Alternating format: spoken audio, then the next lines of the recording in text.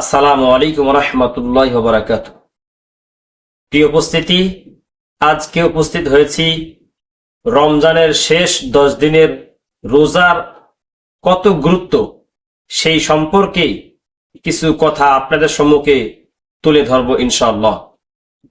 রাসূল কারীম সাল্লাল্লাহু আলাইহি সাল্লাম আম্মাজান হযরত আয়েশা থেকে বর্ণিত, তিনি বলেন, রাসূল কারীম সাল্লাল্লাহু আলাইহি সাল্লাম রমজানের যখন শেষ 10 দিন চলে আসতো, সেই সময় শেষ 10 দিন রাতের মধ্যে রাসূল কারীম সাল্লাল্লাহু আলাইহি সাল্লাম ইবাদতের জন্য নিজের কোমরকে কষে নিতেন।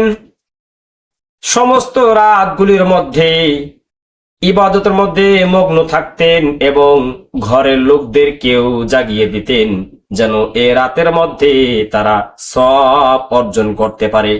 এই রাতের মধ্যে যেন তারা, এই শেষ 10 দিন রাতের মধ্যে তারা যেন বরকতময় লাভ অর্জন করতে পারে।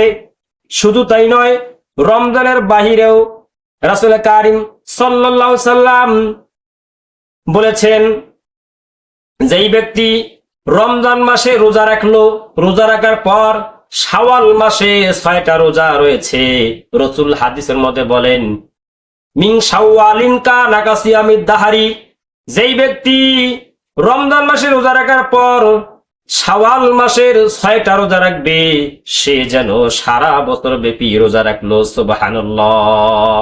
আসেন, আল্লাহ তাআলা আমাদের সবাইকে রাসূলের হাদিস অনুযায়ী আমল করে আল্লাহ তাআলার সান্নিধ্য লাভ অর্জন করার তৌফিক দান করেন। আমিন।